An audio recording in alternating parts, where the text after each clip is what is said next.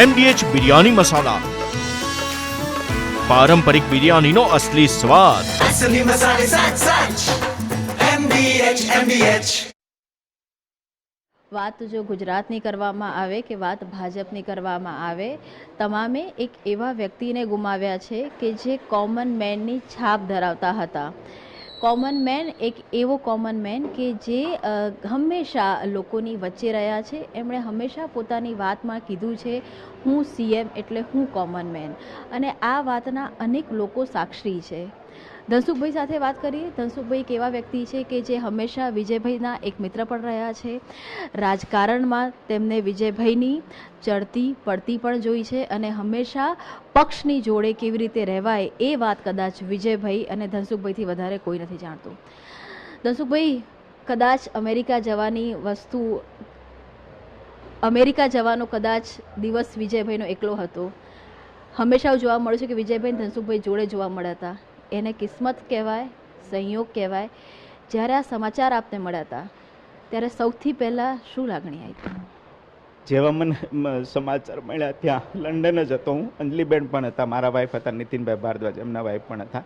અમે નાસ્તો કરતા હતા, સવાર થઈ હતી ત્યાં. જેવા સમાચાર અવાચક થઈ ગયા. ઘડીક તો શું થશે એ સ્થિતિ જ 10-15 મિનિટ તો કાંઈ બોલી જ ન શક્યા. હું ને નીતિનભાઈ બહાર ગયા, વાત કરી. પછી ભાભી પૂછે કે શું છે? બીજું છે અમે કહીએ હમણાં કલાક એમ ગઈ, ને પછી ક્યાંક સ્થિર થયા ત્યારે કે પ્લેન ક્રેશ થયું છે એની અમે વાત કરી. પણ સાહેબ ઓકે છે એમ કરીને સમય કાઢ્યો અમે. એટલે કલ્પના જ નહોતા કરી શકે જેવું સાંભળ્યું એમ હતું.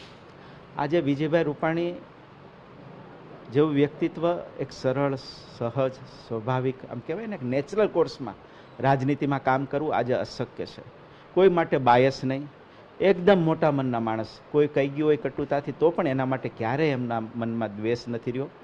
એમના માટે પછી કાંઈ આપવાની વાત હોય તો પણ ખુલ્લા મને કે ના આપો, જોડો. આવું આ રાજનીતિમાં અશક્ય છે. હું તો એક પરિવારના સભ્ય તરીકે, એક મિત્ર તરીકે રહ્યો છું વર્ષોથી. 35-37 વર્ષથી આ રાજકોટમાં આવ્યા પછી સાથે કોર્પોરેટ રહ્યા. એ ટર્મમાં જે સ્ટેન્ડિંગ કમિટી મેયર બન્યા હતા, હું સ્ટેન્ડિંગ કમિટી ચેરમેન બન્યો હતો.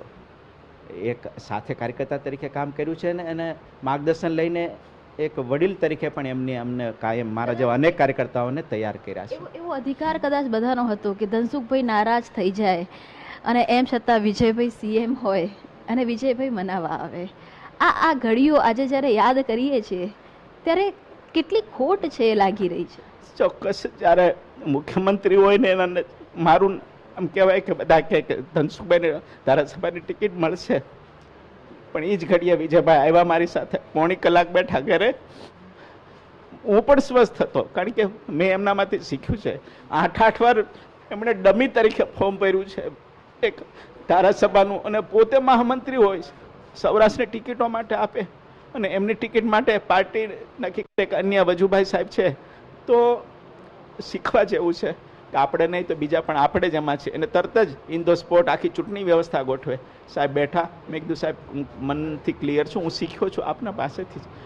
4-5 વાર એવી રીતે છતાં પણ એક જ સેકન્ડમાં કાર્યકર્તાનું હું આખા દિવસમાં મનાવીને તૈયાર કરીને એ જ ભૂમિકાથી અમે કામ કર્યું છે. અને સાહેબ ખુશ થતા કે ના આ જ રીતે હોવું જોઈએ. સ્ટેન્ડિંગ કમિટી ચેરમેન બન્યા એ ટર્મમાં જ બીજો પાર્ટી નેતા મને બનાવ્યો હતો. મેં કીધું ના, એક ટર્મમાં એક હું બીજાને બનાવ. ત્યારે પણ સાહેબ એપ્રિશિએટ કરી મારો ખભો થાબડ્યો હતો કે ના આ કાર્યકર્તાની ભૂમિકા સાચી છે. ત્યારે એમને પણ ગર્વ થાય કે મેં તૈયાર કરેલા કાર્યકર્તા આ દિશામાં કામ કરે છે. કેટલાય કઠોર નિર્ણય લેવા પડ્યા ત્યારે ધનસુખભાઈ વિજયભાઈની સાથે હતા. એવા નિર્ણયો લેવા પડ્યા કે જ્યારે વિજયભાઈ કદાચ એક મુખ્યમંત્રી હતા અને એ પદ ઉપર હતા ત્યારે એમને ત્રાજવે તોલવાનું હતું અને ધનસુખભાઈને સાઈડમાં મૂકવા પડ્યા. એમ છતાંય આ જોડી તૂટી નહીં. આજે આ જોડી તૂટી ગઈ. સાચી વાત છે કે સંગઠનમાં એમણે શીખવાડ્યું છે કે પદ તો આજને કાલ છે. કાર્યકર્તા છો અને લોકો વચ્ચે પદથી તો હશે ત્યારે લોકો વાહ વાહ કરશે. પદ વગર પણ જો તમને લોકો યાદ કરે તો એ જ પદ તમે કામ કર્યું છે. આજે પણ લોકો સાહેબને જે રીતે મુખ્યમંત્રી જ ગણે છે, પ્રદેશ પ્રમુખ. અમે પણ આજે મેં મેયર તરીકે કામ કર્યું, મને સંતોષ છે મેયર તરીકેનો. આજે લોકો મેયર તરીકે જોવે છે. શહેર ભાજપ પ્રમુખ તરીકે 7 વર્ષ લોકો એ જ રીતે જો, તો એ સંતોષ છે એનાથી. અને પાર્ટી એટલું બધું આપ્યું છે મનથી જ. હું સરકારમાં 7 વર્ષ ચેરમેન પાર્ટી બનાવ્યો, ત્યારે સંતોષ, હા ધારાસભ્ય નથી થઈ શકે, બધા જ થઈ શકે, બધા એવું નથી. એ શીખ્યો છું આ કાર્યકર્તામાંથી જ. વડીલ ચીમનભાઈ શુક્લએ શીખવાડ્યું છે, વિજયભાઈ રૂપાણી શીખવાડ્યું છે રાજકોટ, અનેક માન્ય કેશુભાઈ પટેલે શીખવાડ્યું છે. અહીંથી જ અમને ઘડતર થયું છે. રાજકોટ એ કર્મભૂમિ છે ને આજે કર્મ, હું સાચી શ્રદ્ધાંજલિ કર્મોથી આપવી જોશે વિજયભાઈને એવું માનું છું. ને શીખ્યા છે એ આગળ પણ વધારવું પડશે. ધનસુખભાઈ, એક એ દોર પણ અમે જોયો છે કે જ્યારે વિજયભાઈના કઠોર નિર્ણયો ક્યાંક ને ક્યાંક તમને કઠતા હતા, પણ ધનસુખભાઈ એક શબ્દ પણ જાહેર જીવનમાં નહોતા બોલ્યા અને હંમેશા વિજયભાઈની પડખે રહ્યા. એ ચાહે કાર્યકર્તા રહ્યા હતા વિજયભાઈ ત્યારે પણ, એ ચાહે પ્રદેશ અધ્યક્ષ રહ્યા ત્યારે પણ, અને ચાહે મુખ્યમંત્રી રહ્યા ત્યારે પણ. આજે આ જે વેક્યુમ છે, આટલો મોટો ઝટકો છે, એ ગુજરાતના લોકોની વાત કરવામાં આવે, એમના પરિવારજનોની વાત કરવામાં આવે કે ધનસુખભાઈની વાત કરવામાં આવે, કેટલું અઘરું છે આ વાતને સ્વીકારવું કે વિજયભાઈ નથી?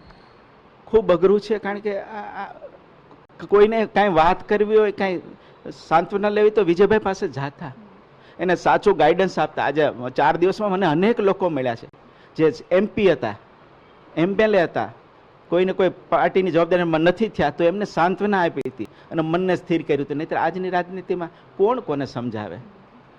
તો કાર્યકર્તાને સમજાવ્યા છે અને જેને આપવાનું છે એમને પણ સમજાવીને કીધું કે ભાઈ આ જવાબદારી આજે છે, 5 વર્ષ હશે, 10 વર્ષ પછી તો આપણે બધા વચ્ચે જ.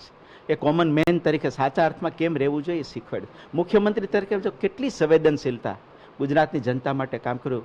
અહીંયા રાજકોટના મેયર તરીકે ઇવન પૂજિતના અવસાન પછી પૂજિત રૂપાણી ટ્રસ્ટ ચાલુ કરીને અંજલિબેન અને વિજયભાઈ એટલા માતા પિતા વિહોણા બાળકોની સેવા કરી છે. એ કામ તો અદ્ભુત છે, કલ્પના વગરનું કામ છે. હું જોઉં છું એ સેવા ભાવ કોઈ જ નામાં જોઈએ એ વિજયભાઈમાં હતો.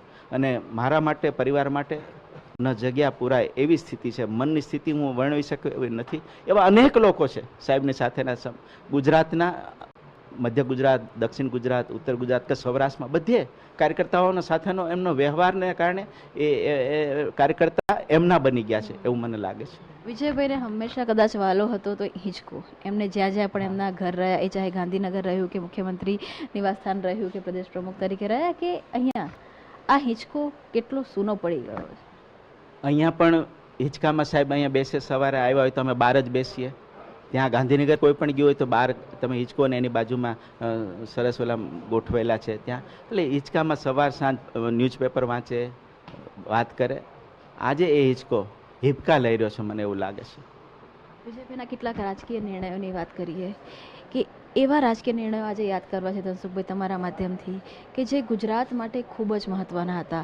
કેમ કે વિજયભાઈ જ્યારે મુખ્યમંત્રી બન્યા હતા ત્યારે ગુજરાતમાં એક પાટીદાર આંદોલન હતું. જ્યારે પહેલી વખતે એમણે સુકાન સંભાળી હતી ત્યારે સામાજિક રીતે એક અલગ પ્રકારનું વૈમનસ્ય હતું, એક નારાજગી હતી, અને એ જે પહેલી ચૂંટણી હતી એ કદાચ ખૂબ જ ટફ પીચ પરની ચૂંટણી હતી. કેવા જે મહત્ત્વના નિર્ણય લઈ અને એમણે ગુજરાતમાં સૌહાર્દ હતું એ ફરી એક કરવાનો પ્રયાસ કર્યો હતો. મુખ્યમંત્રી તરીકે વિજયભાઈને જોઉં છું, પ્રદેશ પ્રમુખ તરીકે વિજયભાઈને જોઉં છું. એક એ ભૂમિકામાં સર્વશ્રેષ્ઠ કામ કેમ થઈ શકે, 100%માંથી 100% કેમ એ એમણે કર્યું છે. મુખ્યમંત્રી તરીકે આંદોલનો થયા ત્યારે સમગ્ર ટીમને સાથે રાખી, સંગઠનની, સરકારની, રાષ્ટ્રીય નેતૃત્વ મોદી સાહેબ, અમિતભાઈ અને સાથે સંકલન કરીને કેમ આ વિષયને ઓછો કરી અને ન્યાય પણ મળે બધાને અને આંદોલનને સમેટાય તો એ દિશામાં એમણે પ્રયત્ન કર્યો છે. એ આંદોલન સમિતિના લોકો હશે, અમે ઇનર પાર્ટી જે જ્ઞાતિગત આગેવાન એમને સાથે અને અન્ય લોકોને પણ જોડીને વાત, સંવાદ, બધારે મળવું, હળવું, વાત કરવી, ગાઈડન્સ આપવું, એ દિશામાં હંમેશા એમના રહ્યો છે. વિકાસ કામમાં પણ રાજકોટ હોય, ગુજરાત હોય, એમ્સ માટે જ્યારે હતા મોદી સાહેબ સાથે બેસીને આખો સાહેબે અને વિજયભાઈ રાજકોટ એટલે સૌરાષ્ટ્રને એમ સાથે ઇન્ટરનેશનલ એરપોર્ટ આપ્યું. સૌની યોજનામાં કેમ વધારવું છે. મુખ્યમંત્રી જ્યારે મોદી સાહેબ હતા ત્યારે બહુ મોટી મહાકાય યોજના સૌરાષ્ટ્ર માટે, પણ એના પછી જે આવ્યા પૂરી કરવામાં આનંદીબેન અને પછી વિજયભાઈએ જબરજસ્ત રીતે ફોલોઅપ લીધું ને આ સૌરાષ્ટ્ર સૌની યોજના, પછી દક્ષિણ ગુજરાત ની યોજના છે, ઉત્તર ગુજરાત સુફલામ સોફલામ છે. આ કામો ન ભૂતો ન ભવિષ્ય છે. નર્મદાના પણ દરવાજા બંધ કરી દેવામાં આવ્યા હતા અને એ વખતે કોંગ્રેસ સામે જ્યારે એક આખી લડાઈ છેડવામાં આવી હતી ત્યારે પણ વિજયભાઈનો એક મહત્વનો રોલ રહ્યો. સાચી વાત. મોદી સાહેબ જેવા વડાપ્રધાન થયા, મુખ્યમંત્રી આનંદબેન હતા, દરવાજાની તરત જ બેન ગયા. પછી વિજયભાઈ આવ્યા ત્યારે પણ નર્મદાના સંદર્ભમાં જે નિર્ણય કેન્દ્ર સરકાર દ્વારા ત્વરિતતાથી એ અમલને લાવીને સરદાર સરોવર ડેમ અને નર્મદાનું પાણી ગુજરાતની જનતાને કેમ પહોંચે, જેટલી મોદી સાહેબ ચિંતા કરતા એમની હારે ગુજરાત સરકારના એક મોભી તરીકે ગુજરાતની જનતાની એમણે સેવા કરી છે. સૌથી જે મહત્વનો એક કિસ્સો ધનસુખભાઈ મને યાદ આવે છે કે જ્યારે વિજયભાઈએ વીઆઈપી કલ્ચરથી દૂર રહેવાની જ્યારે વાત કરી અને પોતાના જ જે કાર પરથી એમણે લાલ લાઇટ હટાવી દીધી. એક કદાચ એવું માનતા હતા કે જ્યાં સુધી પોતે કોઈ એક્શન નથી લેતા ત્યાં સુધી કાર્યકર્તાઓને અથવા તો બીજા લોકો એની સ્વીકૃતિ નથી આપતા, એટલે લગભગ એ મોટાભાગના જે એક્સપિરિયન્સ હતા, નિર્ણયો હતા, એ પોતાની જાત પર લેતા હતા. રાજકોટના એવા બીજા કોઈ યાદગાર જે કિસ્સા કે જે આજે આપણે યાદ કરી છે? સ્ટેન્ડિંગ કમિટી ચેરમેન ત્યારે આ કેસરીન પુલ નહોતો, એ પુલ બનાવવા અમરજીતસિંહ સાહેબ કમિશનર હતા. એમની સાથે રહીને ત્યાંના લોકોને એમને અનુરૂપ ન્યાય મળે, જે હટાવવાની હતી વાત, ત્યારે એમને ન્યાય આપ્યો અને વિકાસ કામનો અવડો મોટો બ્રિજ આજે એમના કાર્યકાળમાં 8 વર્ષ સ્ટેન્ડિંગ કમિટી ચેરમેન રહ્યા. મેયર તરીકે પણ એવું જ કામ કર્યું. ગુજરાત સરકારમાં મંત્રી તરીકે હોય, પાણી પુરવઠા મંત્રી તરીકે પણ યોજના આગળ વધારી, મુખ્યમંત્રી તરીકે પણ. એટલે સર્વાંગી વિકાસ કેમ કરવો અને લોકોને સાચા અર્થમાં કામ શરૂ થઈ જાય એટલું નહીં, શરૂ થાયથી પૂરું ક્યારે થશે એનું સતત ફોલોઅપ લેતા હતા. એઝ એ મુખ્યમંત્રી રિવ્યુ બેઠકો લેતા હતા. હું ફાઇનાન્સ બોર્ડનો ચેરમેન એમના બેન વખતે બન્યો, પછી એમના ટાઈમમાં પણ હતો. તરત મહાનગર નગરપાલિકાઓ માટે શું કરી રહ્યા છો ભાઈ, કડકાઈથી બધાને સૂચના આપતા હતા અને ફોલોઅપ લેતા હતા. એમ ગ્રામ્ય વિસ્તાર માટે પણ એટલું, ગામડાને પણ શું સુવિધા જોઈશે, ગ્રામ્ય વિસ્તાર માટેની શું આવશ્યકતા છે, ખેડૂતને શું સુવિધા જોઈએ, એની પણ એટલી જ સતત ચિંતા કરતા હતા. જ્યારે કોઈ પણ વ્યક્તિ મુખ્યમંત્રી પદ પરથી ઉતરતા હોય છે ત્યારબાદ એટલા એક્ટિવ નથી જોવા મળતા, પણ વિજયભાઈના કેસમાં એવું જોવા મળ્યું કે મુખ્યમંત્રી પદ ઉપરથી હટ્યા બાદ પણ એમને જે પણ જવાબદારી ભાજપે આપી, એ ચાહે એમને પ્રભારી તરીકેની જવાબદારી આપી હોય કે ચાહે કોઈ પણ જવાબદારી આપી હોય, એને પણ એટલી જ મજબૂતાઈથી નિભાવી. આ આખો જે એમનો એટીટ્યુડ હતો એ પહેલાંથી આ એટીટ્યુડ હતો. ચોક્કસ એક સરળ કાર્યકર્તા, કોમન જ. એ મેં જોયા છે કે મહામંત્રી તરીકે અમે સાથે ઘણીવાર સૌરાષ્ટ્રમાં પ્રવાસમાં ગયા છીએ, ચૂંટણીના ઇન્ચાર્જ હોય ત્યારે અમને બધા કામમાં જોડ્યા હતા. સાથી કાર્યકર્તા સાથે જ જમવું, જે બધા કાર્યકર્તા, વોર્ડનો કાર્યકર્તા, તાલુકાના કાર્યકર્તા સાથે જ રહેવું, કોઈ વીઆઈપી કલ્ચર નહીં, કોઈ અલગ વ્યવસ્થા નહીં. મુખ્યમંત્રી તરીકે પણ અમે ગયા છીએ સાથે, ત્યારે બધાને સાથે રાખીને જ એ રીતે જોડ્યા છે. અને આમ કહેવાય ને કે સહજતાથી આવું રાજનીતિમાં વ્યક્તિત્વ હું જોઈ નથી રહ્યો. ખૂબ જ વાતો છે કે જે વાતોને વાગોળવા માટે કહી શકાય કે જો આપણે બેસીએ તો દિવસ ઓછા પડે, પરંતુ જે આજની સ્થિતિ છે કે વિજયભાઈ નથી, એ માત્ર સ્વીકારવું એ ન માત્ર પરિવાર માટે પરંતુ કાર્યકર્તાઓ માટે પણ અઘરું છે.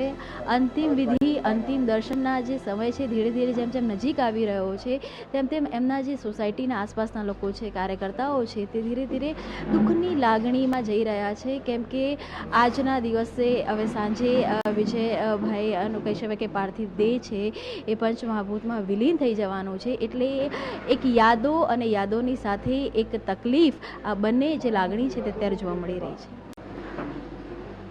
MDH કિચન કિંગ મસાલા રસોડામાં હોય તો આપણે કાંઈ પણ બનાવી શકીએ છીએ. રીંગણાનો ઓળો, બટેટા ફુલાવર, ભીંડી મસાલા અને બીજું ઘણું બધું. MDH